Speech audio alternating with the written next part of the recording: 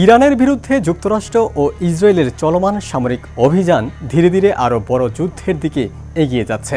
আন্তর্জাতিক বিশ্লেষকেরা বলছেন, যুদ্ধের শুরুতে যুক্তরাষ্ট্র ও ইসরায়েলের হামলা সামরিক দিক থেকে বড় ধরনের সাফল্য এনে দেয়।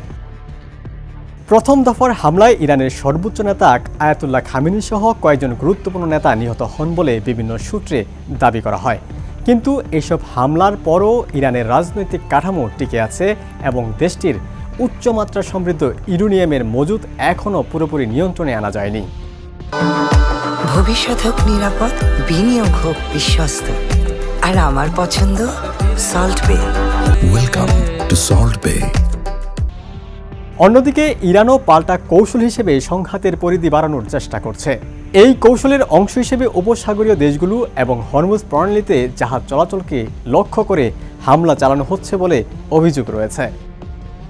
বিশ্বে মোট তেল সরবরাহের বড় একটি অংশ এই প্রণালী দিয়ে পরিবাহিত হয়, ফলে সেখানে অস্থিরতা তৈরি হলে তার প্রভাব পড়তে পারে বৈশ্বিক অর্থনীতিতে। এদিকে ইসরায়েলও সংঘাতের পরিধি বাড়ানোর ইঙ্গিত দিয়েছে। লেবাননে ইরান সমর্থিত হিজবুল্লাহর বিরুদ্ধে সামরিক অভিযান সম্প্রসারণের প্রস্তুতি নেওয়া হয়েছে। কূটনৈতিক পর্যবেক্ষকরা বলছেন, এই সংঘাতে বিশেষ করে প্রেসিডেন্ট ডোনাল্ড ট্রাম্পের অবস্থান গুরুত্বপূর্ণ হয়ে উঠতে পারে। কেউ কেউ মনে করছেন, সংঘাত বাড়ার সম্ভাবনা যেমন রয়েছে, তেমনি হঠাৎ কোনো সমঝোতার পথও খুলে যেতে পারে।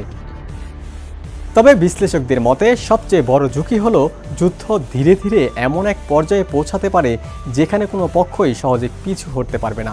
সেই পরিস্থিতিতে সংঘাত শুধু আঞ্চলিক নয়, বৈশ্বিক অর্থনীতি ও নিরাপত্তার উপর বড় প্রভাব ফেলতে পারে।